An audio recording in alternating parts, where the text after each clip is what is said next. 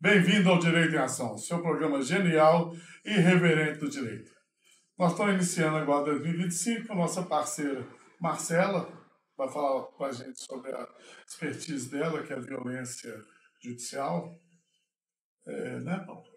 Marcela Apocalipse, nossa querida parceira e amiga, advogada criminalista e familiarista.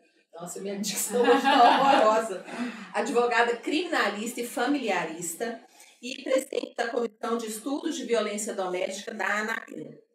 Marcela, seja muito bem-vinda, é um prazer te receber novamente. Prazer é todo meu. Você sabe que é uma honra e nossos queridos ouvintes também adoram. Toda vez que você vem, é uma enxurrada de elogios. Então, muito obrigada novamente. E aí, Marcelo nos sugeriu falar desse tema, que é um tema bastante instigante, que é a violência jurídica. Né? Você quer começar explicando para a gente o que é? Quero. Na verdade, eu quero iniciar falando que a honra é toda minha, porque dessa vez temos uma situação diferente, né? Não estamos aqui apenas como colegas amigos, estou eu aqui como minha vice-presidente da Comissão de Estudos de Violência Doméstica, Paula Marzano, e um dia eu sonhei com ter um homem nessa comissão, forçosamente. Você sabe que isso é um anseio que eu falo direto, que eu acho muito bom as mulheres se empoderarem do grupo delas, mas eu acho que nós, homens, devemos participar também, até porque nós, principalmente os homens da minha geração, 40 e poucos anos, ou mais, nós temos toda uma carga machista institucional e estrutural que nos acompanha. Muitas vezes a gente não é machista intencionalmente, mas a gente tem várias machistas que a gente depende até das ações desses grupos para a gente se tocar e falar, não é legal, eu estou sendo tóxico, estou sendo isso, estou sendo aquilo e tal. Quer dizer que a gente vai virar também, igual os rapazes são hoje, não, porque é questão da gente não conseguir acompanhar. Mas melhorar a gente sempre pode e passar a entender. Porque muitas dos comentários que eu vejo machistas e das resistências dos nossos colegas, homens, da visão de homem, é completamente equivocado o que o movimento de empoderamento da mulher quer. Mulher não quer ser homem, não. Sim. E nem quer que o homem não se porte como homem. Mulher quer ter as prerrogativas dela de mulher da mesma forma que o homem tem as dela. Não é sexismo também falar que é diferente, não. Mas naquilo que é diferente, você tratar diferente. Mas naquilo que não tem fundamento nenhum para ser diferente, você tratado igual. Né? Inclusive, a gente conversou recentemente sobre isso. Eu comentando com o Flávio de uma queixa sua, que você falava comigo assim, que todos os eventos que tinha de homens, nós prestigiávamos, lembra disso? Sim. E que quando eram eventos femininos, era só mulher que ia, que homem era incapaz de prestigiar. E quando ia um só. Sim. Aí o Flávio até falou, não, pode me lembrar toda vez, porque eu vou arrastar alguns comigo. Porque é fundamental, a luta é feminina, mas todo homem tem uma mulher, uma esposa, uma filha, uma mãe, uma tia. Então a luta é de todos. A maioria tem mãe, ou teve mãe. Ou pelo menos de chocadeira não foi. Mas enfim, se você luta para que as mulheres se sintam melhores, por que não o homem participar dessa luta? Sim, tem uma frase que eu gosto muito que fala: o feminismo fez apenas trazer a radical ideia de que mulheres também são seres humanos. Ou seja, é bem básico, na verdade. Fica sendo deturpado, né? E eu vejo que a maioria vou colocar meus contemporâneos, eles têm medo do empoderamento da mulher. Porque nós somos criados de uma forma que ser homem era subjugar a vontade da mulher. Não em todos os sentidos, mas o homem era provedor, o homem era isso, era aquilo, e a mulher tinha que estar ali no cabresto, não você estava, mas você tinha que estar ali. Obediente servil. Né? E a gente tinha uma visão equivocada do relacionamento com as mulheres, até no sentido da forma de dedicação do homem e da mulher ao relacionamento. Ao homem tudo podia, E era comum, e a mulher não. A mulher sempre era castrada, em todos os aspectos. É lógico que eu não vou querer, eu não vou aceitar e nem conseguir que a Paula tenha um comportamento de uma moça hoje de 18 anos. Como ela também não exige isso de mim, nem quer que eu seja assim. Mas eu quero evoluir e eu acho que ela quer que eu evolua nisso e ela também. Até para a gente, enquanto casal saudável, né? Tem os paus de vez em quando, né? Que depois eu tenho que pedir desculpa sempre, né? Mas é uma construção. Nós estamos falando O relacionamento é uma construção. As relações, né? As relações. Porque relacionamento às vezes fica muito afetivo. Toda relação. Mas o empoderamento, direito da mulher vai passar por todas as relações, inclusive familiares entre mãe e filha. Isso. E essa evolução é diferente para mim também, porque eu como homem, macho alfa, branco, como é que é o negócio? Sim, macho adulto, branco. Aquela música macho adulto, branco, sempre no comando. Eu não esqueço disso. Sempre no comando. Deixo todos os meus privilégios, porque a estrutura social é feita para me dar os privilégios. Eu tenho que saber que eu tenho que abrir mão dos privilégios para que você possa exercer os seus, não vou falar nem direitos, mas a sua vida também. Você tem que desabrochar enquanto mulher, enquanto vida, enquanto pessoa. E aí é o que eu falo, que o meu empoderamento, que antes era um homem ter uma mulher bonita do lado e tal, hoje é ter uma mulher igual você, que é uma mulher empoderada e que está comigo porque quer. E bonita também. Não, bonita, mas eu não quis falar bonita justamente para não objetivar. Sim. A beleza dela está na mulher que ela é, nisso tudo. A forma porque a gente já vem de uma discussão longa de que a mulher tem outros atributos que não a beleza, né? A beleza é um doce, mas não o principal. Sim. Então a gente tem esse cuidado, o Flávio tem sempre esse cuidado. Tem esse cuidado, sabe por quê? Essa é bonita, mas é outras coisas também. Né? Foi a Ana Evangelista. Uma vez ela virou para mim, você abre o programa falando, nossa musa, Paula, aí depois até falei com ela, a musa é uma instituição grega que era as mulheres dedicadas à ciência, então não tem nada a ver com o aspecto físico. Mas falou, você quando chega para entrevistar um cara, você fala, nossa, olha o que eu escrevi. Deus grego, fulano de tal, mas eu não faço esse tipo de elogio para homem. Sim.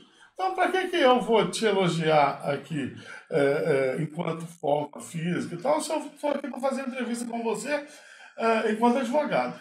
A sua forma enquanto advogada não me interessa. Aqui já que nós fugimos. Não sou cego nem famoso, não. Tá? Não é isso, não. Mas não me cabe, no meio de uma relação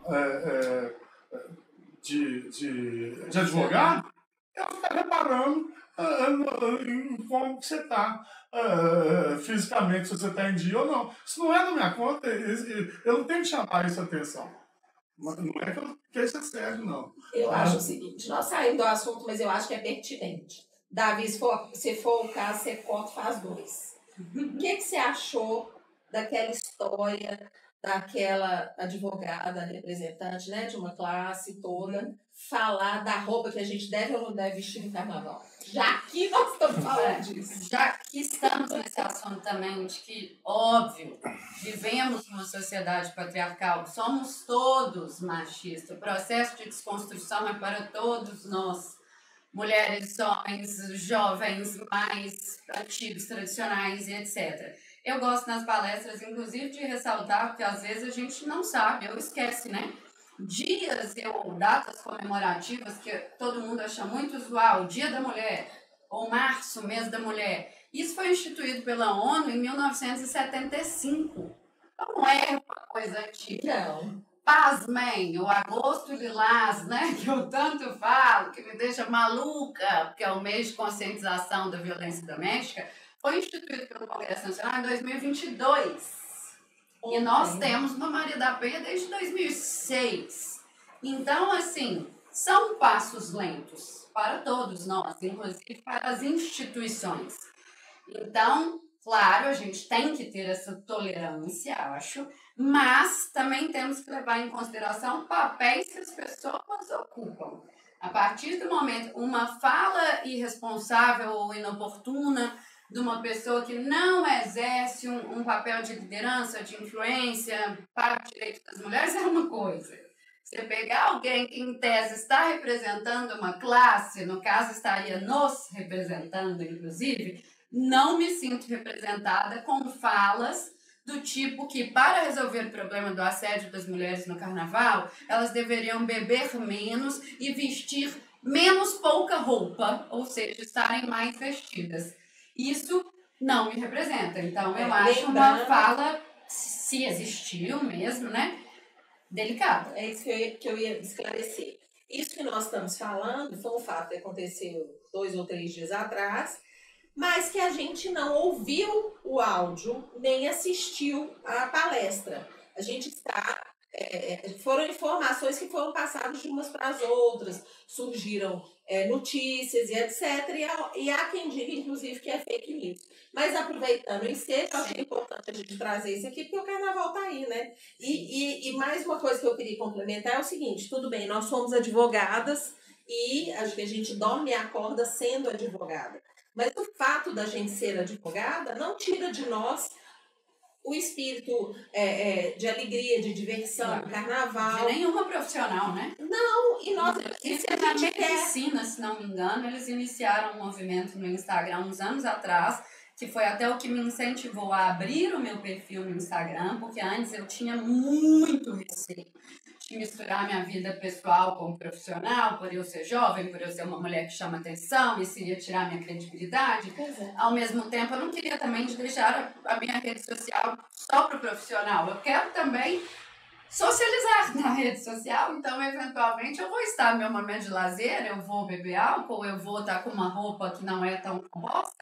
As médicas iniciaram esse movimento com várias postando de biquíni, etc., isso não nos tira a nossa expertise profissional. Se até hoje a gente tem que ficar repetindo isso, se num carnaval no Brasil, nesse calor, só para cada rapaz que tá fazendo, as mulheres não puderem vestir o que uma coisa que eu nunca tinha pensado, mas hoje me veio à cabeça, é o seguinte: toda vez que nós mulheres, isso para mim cai como uma luva, porque eu sou uma pessoa que me visto colorido, eu tô sempre de vestido babadado, cheio de penduricalho, eu não sou uma pessoa discreta.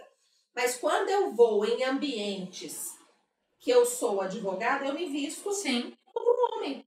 Sim. Calça social, sapato social, camisa de botão. Ou seja, a gente ainda tem isso, né? Mas não é por imposição minha, não, tá? Não é. É imposição social. Não, é um sentimento nosso de que este ambiente exige que você se vista assim. Na verdade, especial porque atuamos no crime, né? Como eu sou inicialmente criminalista, anos depois me especializei em família. E eu vice-versa. E eu tenho, é nítido para mim. Minhas roupas, elas estão de acordo com a minha atuação no dia. Se a minha atuação é do direito de família, eu me permito usar um rosa, um salmão. Agora, numa atuação criminal, estava em delegacia hoje estou de preto, estava em delegacia ontem, estava de preto, eu não vou escolher a roupinha rosinha para ir ali, mas, em especial depois que eu comecei com a atuação mais em violência doméstica, eu fiz esse trabalho em mim de estou de vestido, por exemplo. Vou à delegacia eventualmente vestido. Óbvio que não é curto, não é decotado, não é colado. Presídio nunca. Presídio estou sempre de calça, até em respeito às servidoras que estão ali fardadas. Mas fiz um trabalho em mim de que eu tenho que ser respeitada enquanto mulher advogada. E que enquanto mulher advogada eu posso perfeitamente usar, dentro, óbvio, do bom senso e da liturgia da profissão, vestido, saia e etc. E isso para mim foi libertador. Pode parecer pouco para quem é de outras profissões que não sabe o que a gente passa. Até porque... E sapato, eu não uso sapato aberto porque eu não gosto que fiquem olhando pro meu pé, porque meu pé pode ser objeto de erotização de sei lá quem. Então, antes de você começar a trabalhar, você já acorda na sua casa tendo que elucubrar sobre tudo isso. Que um homem, por acaso, passa por isso. Jamais o homem veste a camisa, a calça vai embora. E acabou. Não é fácil. O máximo que você pensa é se você vai de tênis ou sapato. Não, e a conta Hoje usa paletó, não usa.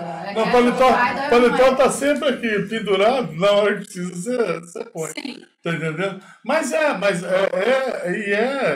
massacrante isso. É massacrante. É massacrante. Porque mas esse preconceito, aí eu falo, isso daí tem muito mais a ver com o nosso modo de ser brasileiro. Que você olha primeiro ver como é que a pessoa está vestida, se está bem vestida ou não, para ver se ela vai ser vítima da sua exclusão social ou não. Isso daí é claro, porque eu passei muitos anos com uma aparência divergente, eu tinha a barba grande, que não usava terno e gravata, porque eu acho que o terno e gravata alinha o advogado a uma elite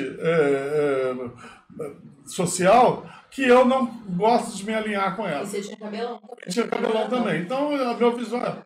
Eu sentia o que era preconceito. Sim. Por quê? Às vezes, isso há 20 e tantos anos atrás, ia com um estagiário meu no fórum, eu perguntava um negócio para a servidora, ela respondia para o estagiário que estava de terno. Como para nós mulheres, se tiver um homem do lado, eles vão se dirigir ao homem imediatamente. Como se a gente estiver na sala e tiver que pegar uma cópia de impressora, um cafezinho, vão direcionar o olhar para quem? E não interessa quem é mais velho, quem é mais novo. Não, é a aparência. Eu fui uma vez lá no fórum ver o cliente que estava lá embaixo, quando o depósito era lá embaixo esperando a audiência. Aí estava a minha carteira do estagiário. Peguei as duas, nós vamos conversar com o cara lá. Aí o Marco Túlio entrou, que na época ele tem mais de 20 anos. Aí o cara falou, não, é só para advogado, estagiário. Desse jeito, por quê? Eu estava sem terra. Sim. Então, enfim, mas superado a iniciação. Violência jurídica. Vamos para a violência jurídica, mas eu adorei falar desse assunto. Sim, é a gente pode manter nesse programa ou partilhar em 2. Eu acho que mantém aqui. A gente até faz outro mais com esse enfoque. Mas vamos adiante, vamos falar de violência. O que você violência jurídica. Isso. É uma bandeira muito grande para mim, então é um tema que me é caro. Porque basicamente, infelizmente, em todos os meus processos, defesas procedimentais, inquisitoriais, eu tenho que me valer disso. E eu sempre comento assim, inclusive no meu ciclo social com minhas amigas, e às vezes com os homens também, como é importante na vida em geral a gente dar nome às coisas. Porque a gente reconhece através do dar o nome. E só dando o nome, reconhecendo, que a gente pode querer combater. Isso não é violência doméstica, isso é a nossa vida. Às vezes é um pequeno defeito que a gente tem. Às vezes é uma falha que a gente pode dar uma melhorada ali. Se a gente não faz primeiro o trabalho de reconhecer, quanto menos combater. Então, a Lei Maria da Penha, Lei 11.340 de 2006, vem no artigo 7º trazendo o rol de modalidades de violência doméstica. Esse rol é um rol, não é taxativo, não é exaustivo. É literalmente um rol aberto, porque vem as modalidades que são elencadas, as que basicamente todo mundo conhece, e por último vem, dentre as modalidades que todos conhecemos, é a violência física, psicológica, moral, sexual, patrimonial. E aí no sexto vem, dentre outras. Assim sendo, a gente precisa dar um nome para as outras modalidades, que não param de surgir, não é nem de surgir, né? Sempre estiveram aí, mas que a gente não para de identificar quando vem à tona. E a violência jurídica, para mim, ela é gravíssima, muito presente, justamente por não estar nomeada, a gente tem a enorme dificuldade do reconhecimento dela pela vítima, pela sociedade civil como um todo e, infelizmente, pelo sistema de justiça. Então, o que seria violência jurídica? Seria o uso do aparato jurídico, do sistema de justiça, isso desde a fase inquisitorial, desde uma delegacia até processualmente falando, o uso deste aparato para revitimizar aquela mulher já vítima de outras modalidades de violência doméstica. E aí, para não ficar no abstrato, exemplifico. Eu combato muito a violência jurídica cometida pelo homem agressor, mas ela também é cometida por operadores do direito, autoridades policiais, juízes, promotores, outros advogados. Mas se a gente começa pelo agressor, temos ali aquela mulher que procurou a delegacia, o processo judicial, o judiciário, para noticiar a violência que ela sofreu, das outras modalidades que estão aí elencadas. E aí gosto de ressaltar também, tendo boletim de ocorrência ou não, tendo medida protetiva ou não, porque várias vezes eu vou noticiar uma violência doméstica num processo, por exemplo, de direito de família, para pedir uma guarda unilateral, e aquela mulher, ela não tem medida protetiva porque ela não quer. Ela tem medo da retaliação do cara. Porque você vai na delegacia, pede, ainda que 24 horas depois saia a sua protetiva. Quanto tempo o processo judicial vai demorar a correr? Você tem a mínima proteção ali. Então, eu tenho clientes que são mulheres autoridades, que são delegadas, juízas, e mesmo assim elas decidiram não pedir protetiva e elas têm esse direito. Mas, enfim, elas buscaram e a grande maioria vai ter a protetiva. Então, inicialmente, tendo a protetiva, existe um judiciário que, em tese, acolheu aquela mulher e deu as medidas que a protegem do agressor. Aí, este agressor insatisfeito, e nas minhas defesas eu mostro, é sempre muito presente uma cronologia.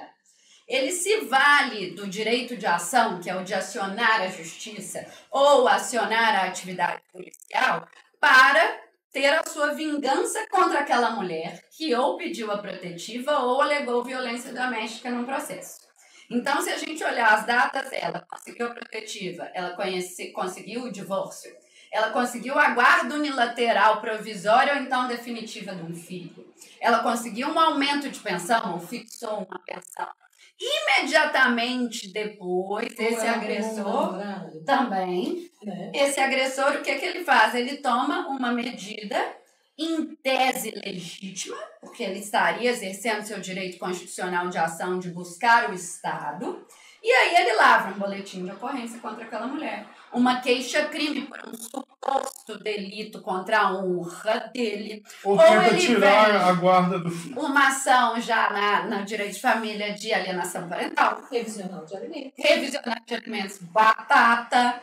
Ou seja, e se a gente pega a criança, e se pega a cronologia, chega a ser risível, mas não é, tá, gente? O quanto que aconteceu.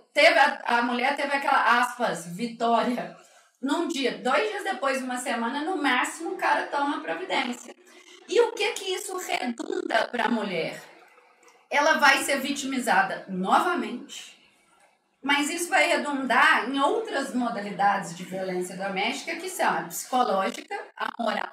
Porque é muito usual que nessas medidas tomadas pelo agressor, seja os boletins de ocorrência, seja as demandas judiciais, sejam usados tons ofensivos, comentários que ofendem a reputação da mulher, comentários que muitas das vezes não condizem com a realidade, são falácias, e muitas vezes chancelados pelo Ministério Público, pela autoridade policial, pelo judiciário. Temos aí aquele caso famoso que todo mundo conhece da Mariana Ferrer, que o próprio sistema de justiça revitimizou aquela mulher o tempo inteiro, sendo que, gente, culpado ou inocente, o estuprador, tanto faz, a mulher está ali na posição de vítima, ela tem que ser resguardada enquanto pessoa, dignidade da pessoa humana, vai além de ser mulher. Então, a mulher sofre isso da violência psicológica, moral e a patrimonial, porque ela vai ter que contratar um advogado. Mais uma vez, ela provavelmente já contratou para pedir a protetiva ou em qualquer outro processo judicial. Aí ela contrata o advogado de novo para se defender de medidas que são natimortas, que não deveriam nem nunca ter se iniciado. Caberia, então, à autoridade policial arquivar o inquérito, ao juiz não receber a queixa, ou ao promotor não oferecer aquela denúncia, mas na prática o que a gente vê é que isso não acontece. Você fala em violência jurídica, é como se você estivesse falando assim do homem chegando embaixo. Engraçado que nós, essa semana, Paulo tem uma moça aqui, que até me falou, conversei com a moça lá depois, Paulo. O marido entrou com a medida tentando tirar a guarda do filho, falando cobras e lagartos da moça. Aí eu tive com ela depois aqui, a Paula que atendeu e tal, que era minha amiga de um outro negócio. Ela falou, não, foi só eu arrumar um namorado, que o cara saiu do lugar onde eu morava e entrou com essa tentando tomar meu filho. Enquanto eu estava separada dele, tinha mais de 2 anos, estava na boa na minha vida, foi só eu começar a encaixar minha vida para frente que o cara começou a tentar me retalhar judicialmente. É a violência jurídica. E no caso dessa moça, foi um negócio que me tocou tanto, porque o que acontece? A gente estava viajando e ela mandando mensagens desesperadas, falando que tinha recebido uma notificação, que ela tinha perdido a guarda do filho, que ela estava proibida de ver o filho. Eu falei, gente, o que essa mulher fez? Porque você perder guarda de filho e ficar proibida de ver filho, a situação é gravíssima, né? Aí a gente isso na viagem, eu com ela o tempo inteiro, com o Flávio no telefone, na estrada, marquei com ela segunda-feira, no primeiro horário aqui. Na hora que ela chegou, que ela me entregou a intimação, eu li, para eu acreditar 3 vezes. Era uma liminar negando o pedido do pai. Ela estava tão transtornada que ela não conseguia entender que era favorável a ela. Que era favorável a ela. Eu quis fazer o resumo. Que ela fez tal, a alegação de que fez tal coisa. Nossa, ela estava relatando. Estava relatando. Ela ficou cega. E aí eu grifava, falava aqui, ó, indefiro, e ela atônita, uma coisa de tocar o coração. Foi de mãe também, né?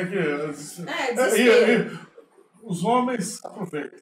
E aí, qual que é o que eu vejo que está por trás, além da estratégia revanchista, óbvio, porque vem geralmente em resposta ao mínimo de autonomia que a mulher até então, que estava completamente subjugada, conseguiu, vem também uma mensagem de a protetiva não vai te respaldar de mim, porque eu posso me valer, inclusive, da justiça para chegar até você. E chegar até você literalmente, porque como tem essa dificuldade de reconhecer que está ali sendo exercida uma violência jurídica, os delegados dão seguimento a inquéritos, os juízes recebem queixas, os promotores oferecem denúncia.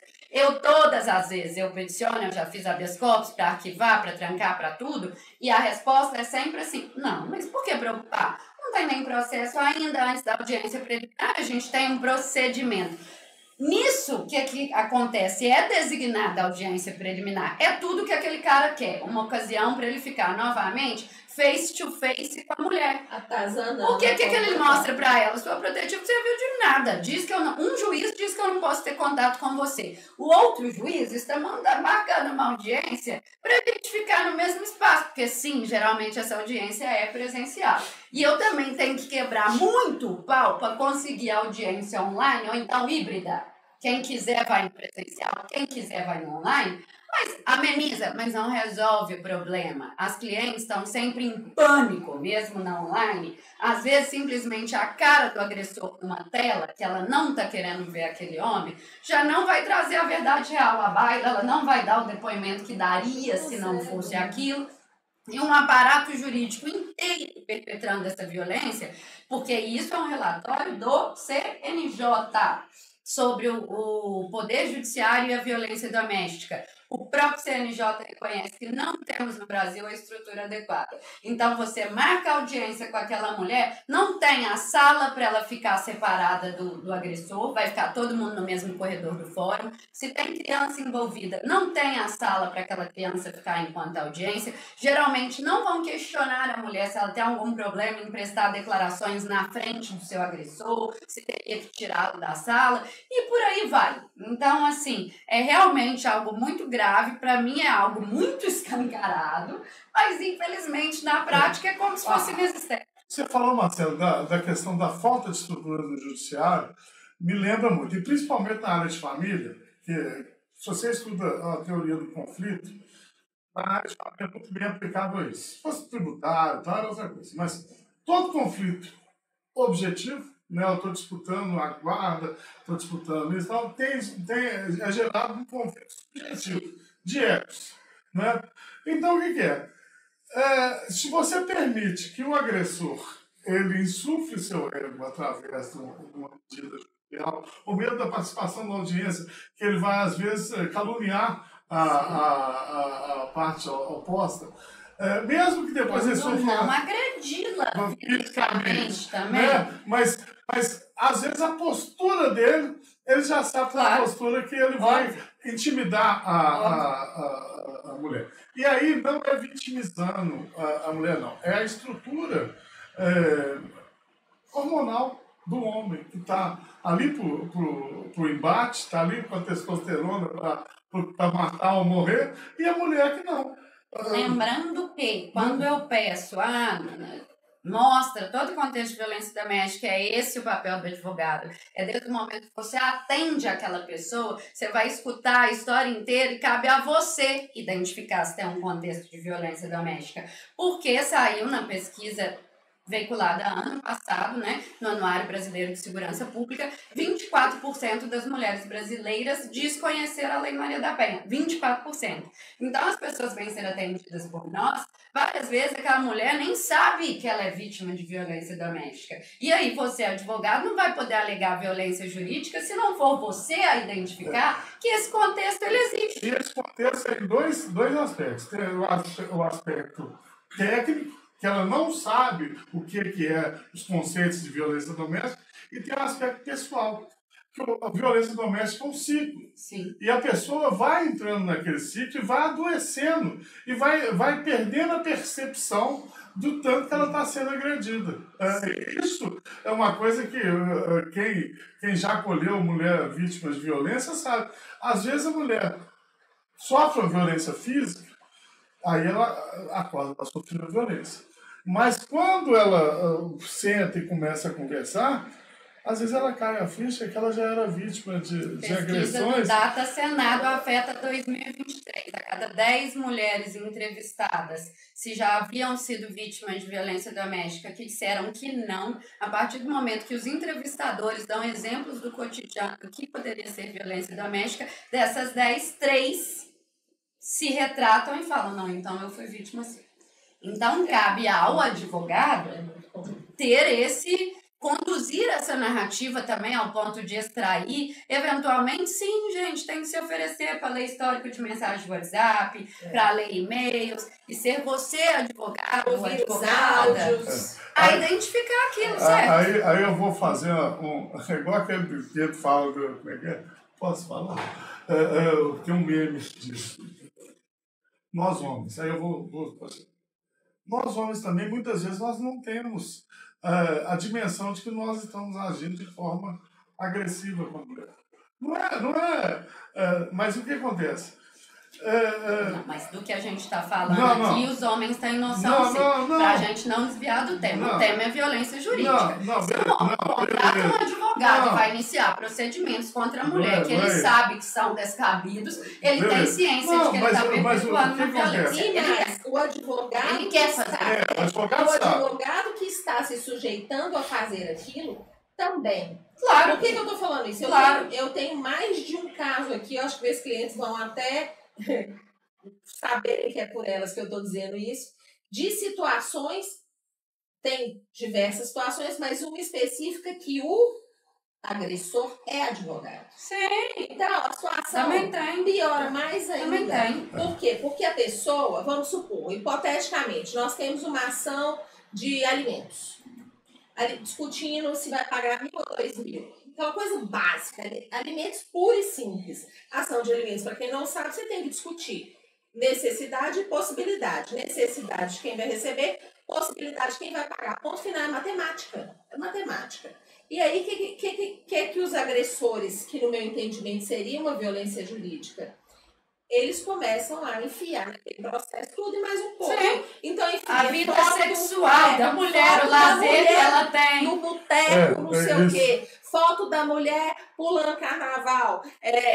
Comprovante de que a mulher, em 1900 e pedrinha, foi em Curaçao visitar a avó. E os juízes, ao invés de embarrear de cara... Aí é que eu acho. Era aí que eu ia chegar. Que isso aí é função do juiz. Era isso que eu ia chegar. Aí, por exemplo, o casal está em litígio por causa de alguns imóveis. Aí teve uma situação no imóvel que a mulher tomou a posse do imóvel e alugou.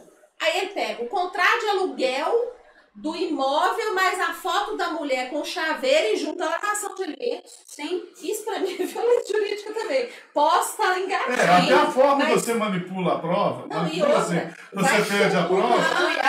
E o abalo psicológico em geral. Minhas clientes sempre, elas me ligam chorando. Marcela, eu não aguento mais. Eu não tenho mais dinheiro para te pagar. Tem cliente que se oferece a fazer parcelamento mensal, virar cliente fixo. Porque elas já não acreditam mais que uma hora isso vai parar.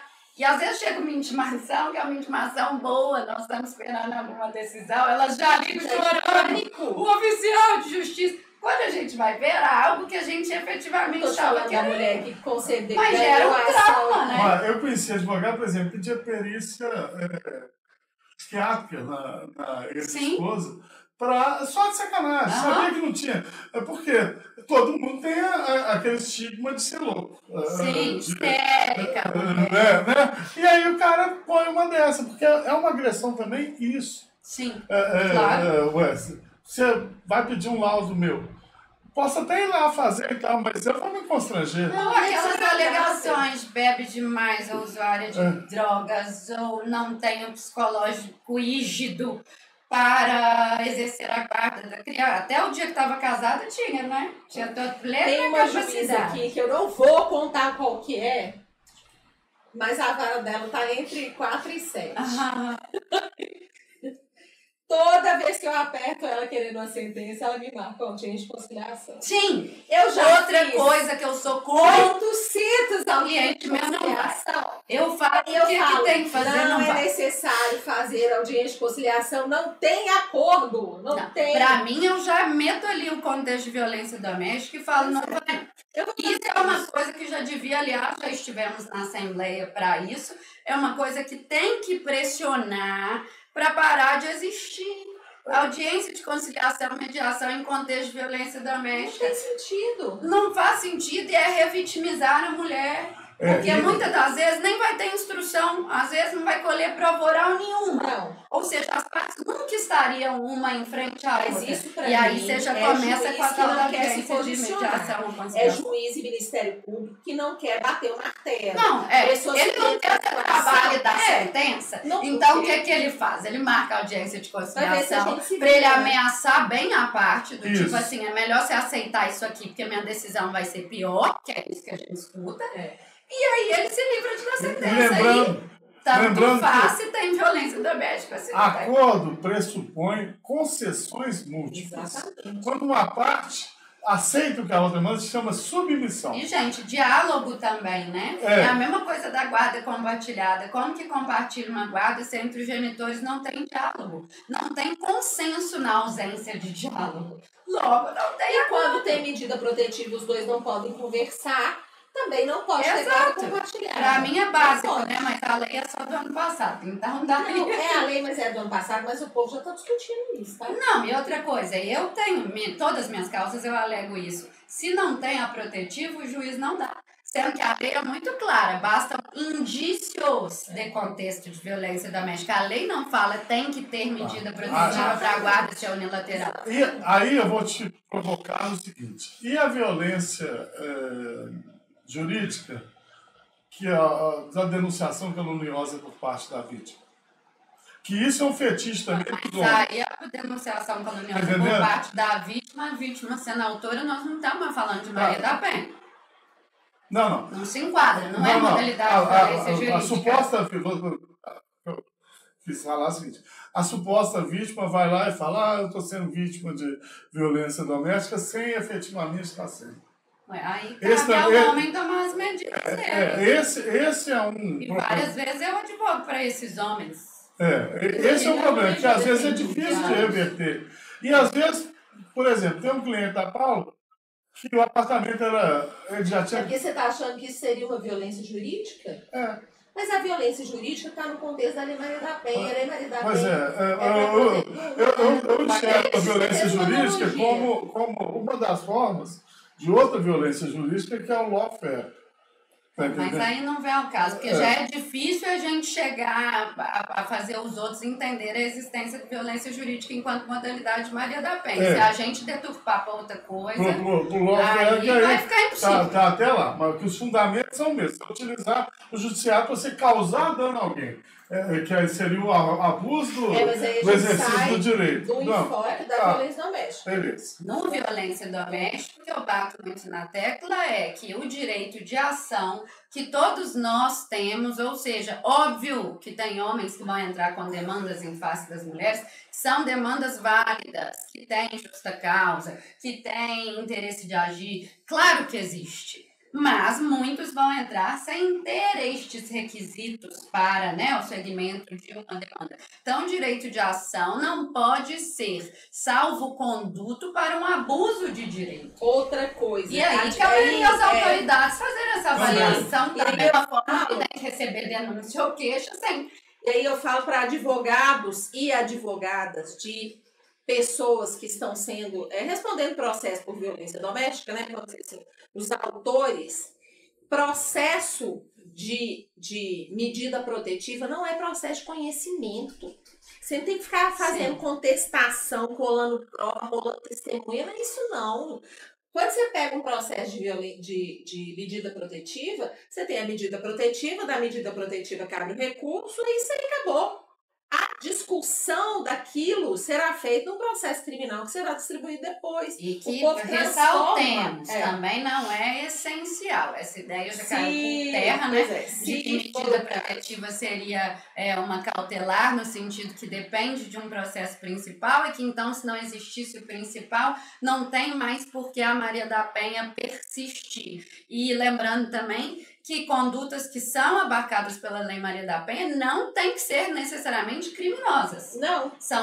Existem delitos que vão ensejar protetivos, mas existem outras condutas ilícitas, que são irregulares, mas não criminosas. Sabe o que é outra coisa importante da gente lembrar? Medida protetiva tem prazo de validade? Pois é.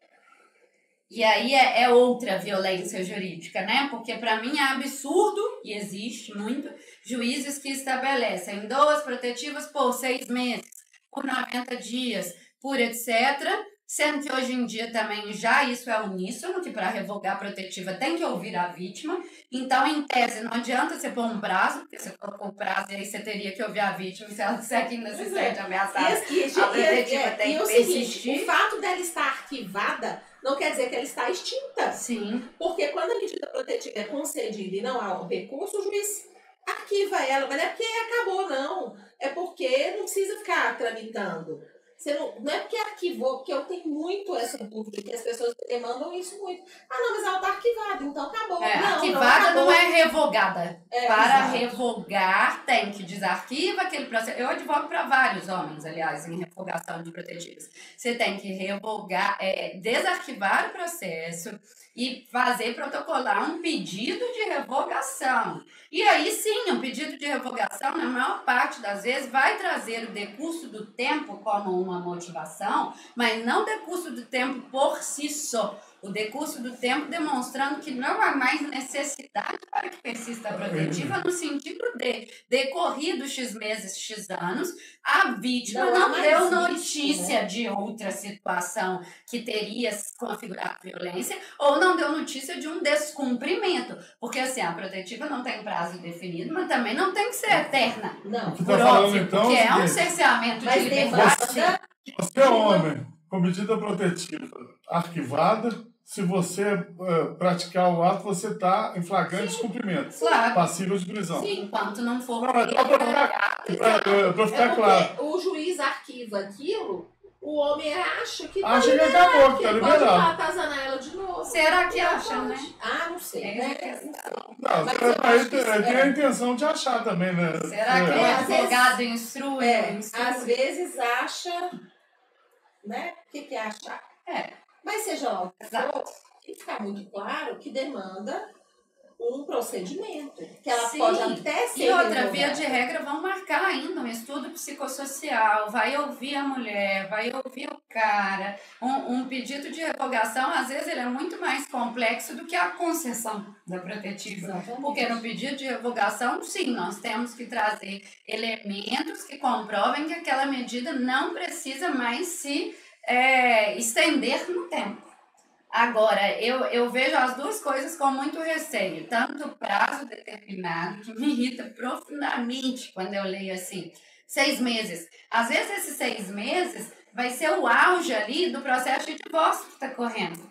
Vai ser o ápice dos nervos à flor da pele. Em 6 meses. Não, mas eu falo, aí é a hora que saiu os alimentos provisórios. Sim. Aí o cara tá pistola de ter que pagar, sei Aí lá, é a hora que ele vai. que ele vai mesmo querer agredir a mulher, ainda que psicologicamente, moralmente, não fisicamente. Mas pode também, né? Acontece também. Então, eu vejo como receio determinar o tempo e vejo como muito receio a ideia também que, por um lado extremista, às vezes querem defender como se a duração tivesse que ser eterna. Que não é verdade. A Maria da Penha, a medida protetiva, se justifica diante de um contexto de uma iminente agressão e violência, etc. E a gente gosta de crer que as pessoas eventualmente vão poder evoluir na vida e aquele cenário vai se modificar. Agora, via de regra, não vai se modificar em meses. Não mesmo. Não, e outra coisa, se não se modificar e a situação retornar ou aparecer em outros contextos de violência doméstica, serão concedidas novas medidas. Sim. Tem que ser feito um novo pedido também, que fique Pode claro, também. né? Porque não é o fato de você ter tido revogado a sua medida protetiva. Que nunca mais... Pode pedir quantas vezes precisar. Sim, sim. E em aspectos diferentes, medidas protetivas diferentes. Sim. Todo ato Exatamente. que gerar alguma violência, que a mulher sentir temor, ficar assustada, tiver medo, insegurança, ela pode pedir. Agora, eu posso falar por caso meu recente, por exemplo.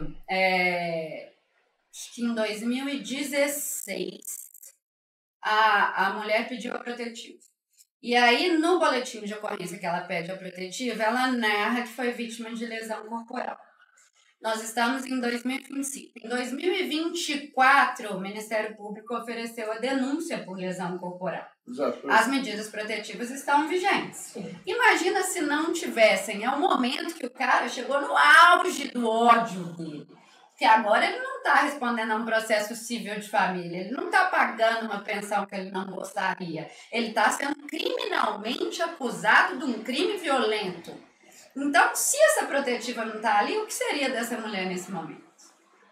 Então, é muito temerário o juiz determinar um prazo, que via de regra a vara tenha um prazo ali específico, não é uma análise de cada caso, sem saber quantos outros procedimentos também estão em torno, o que vão trazer os ânimos à flor da pele, e isso não precisa, né, gente, ter violência doméstica. Nós aqui sabemos. Processo de família, o pau quebra. A gente não precisa ir para o criminal para falar sobre cenários que são belicosos, não. Não, isso aí vem naturalmente. Não é fácil, não. É um contexto árido, né? Isso. Marcela, estamos chegando ao final. Agradeço novamente a presença. Eu que agradeço o convite. E gostaria de te elogiar também pelo tanto que você domina o tema, pelo tanto que você fala bem sobre ele. Né? É muito importante a gente trazer esses assuntos à tona, né? Tanto para as nossas colegas advogadas, nossos colegas advogados, quanto para a população também. Sim. Muito obrigada. Sim. A casa é sua, volte sempre. Obrigada. Antes de passar a palavra para suas considerações finais, eu queria pedir para você para curtir, compartilhar e comentar. E qualquer dúvida que você tiver, você pode mandar nos comentários aí, que a doutora Marcela responde, tá? A gente caminha com ela, podem ficar tranquilos, tá? Eu queria que a senhora terminasse, doutora Marcela, com uma análise O que poderia ser feito para dar mais agilidade? Porque uma das coisas que a gente vê que gera mais problema é a falta de definição. Entendeu? Porque você está com a medida restritiva, isso aí até se resolver uma questão. Mas a questão, quando vai se arrastando, a violência, o sentimento de inquietação vai aumentando. Então, se puder fazer uma análise aí, algumas sugestões, alguma coisa que poderia ser melhorada, procedimento e tal, para que tivesse mais efetividade. Nos meus casos todos, na parte superior de todas as minhas petições, quando existe contexto de violência doméstica, eu escrevo negritado e em caixa alta contexto de violência doméstica, para que entendam que é uma prioridade. Da mesma forma que temos os processos que envolvem crianças e adolescentes, idosos, deficientes, como prioridades, e por mais que seja lento, o andamento muda muito, né? A velocidade, quando a gente está num regime de prioridade, seria pensar em colocar os processos de contexto de Maria da Penha num regime de urgência, não apenas a medida protetiva, que corre no regime de urgência, mas os processos que estão atrelados a ela. Eles vão refletir no conflito ou na resolução do conflito. Acaba se deparando com muita prescrição, né? Sim. Impunidade. Na hora que chega no processo criminal em si, é raríssimo não estar prescrito, né? Basicamente tem que ser um feminicídio pra gente não chegar na prescrição. E a impunidade, o que gera nos homens? A sensação de, posso fazer o que eu quiser. Claro, é por isso que tem tanto incidente. Sim. Na hora que a gente vai pegar eu já fiz muito processo dativo de violência doméstica. Quando a gente pegava aquilo que a gente olhava, várias. E muitas vezes com vítimas diversas, né? Vítimas aí diversas, você vê que... E normalmente o mesmo crime. Ou é ameaça, Sim. ou é lesão corporal, é o modus operandi daquela pessoa mesmo. Sim. Infelizmente. É dentro do ciclo de violência que é um ciclo de violência. Que é um ciclo e que é uma cultura né? Nós temos essa cultura, infelizmente. Então, vou fechar aqui.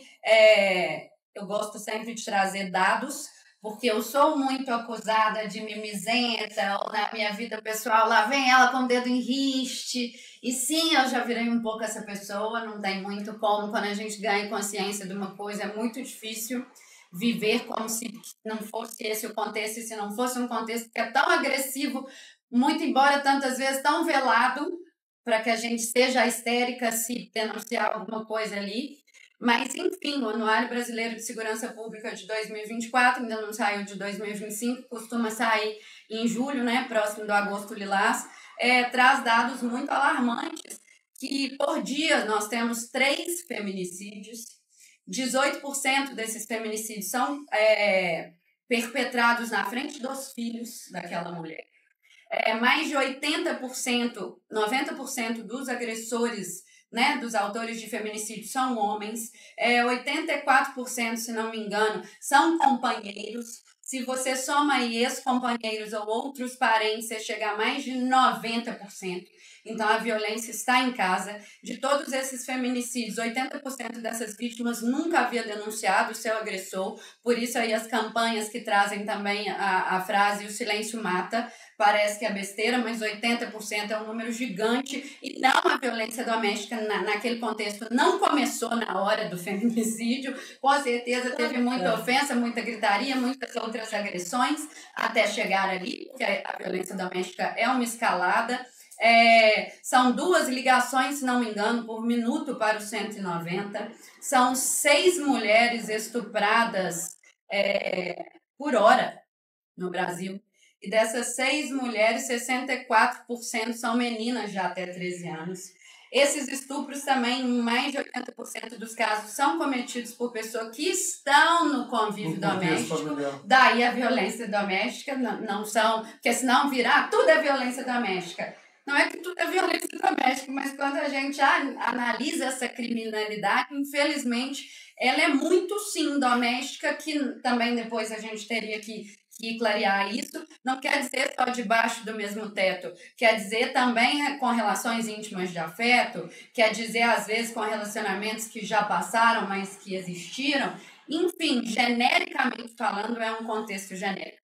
Então, gente, não é mimimi. Quem atua na área, eu fico chateada quando, inclusive, colegas nossos colocam como tema de só menos importância ou de menor complexidade ou mais fácil de lidar. Eu sou uma pessoa que eu venho de crimes financeiros. Eu tenho vários clientes de importação e exportação da Polícia Federal e eu não me acho nem um pouco menos quando eu estou atuando nos meus casos de violência doméstica, porque eu sei sim da complexidade que existe, eu sei da demanda mental que traz, a carga emocional que traz na gente, e eu sei o quanto a gente precisa se preparar para identificar modalidades como as que discutimos aqui hoje, que não estão ali escancaradamente previstas. E o potencial destrutivo também desse tipo de crime. Sim. Porque o crime financeiro se resolve a dinheiro.